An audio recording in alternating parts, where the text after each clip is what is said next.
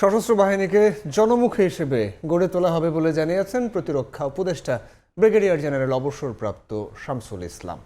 সকালে রাজধানীর শেরেবাংলা নগরে প্রতিরক্ষা মন্ত্রণালয় পরিদর্শন শেষে তিনি আরও বলেন, সশস্ত্র বাহিনীর সম্প্রসারণ ও আধুনিকায়নের কার্যক্রম বাস্তবায়নে বদ্ধপরিকর সরকার।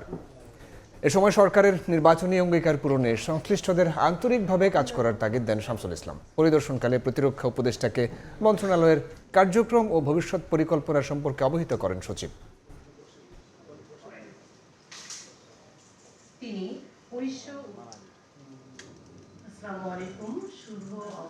প্রতিরক্ষা মন্ত্রণালয়ের মাননীয় মন্ত্রী হিসাবেও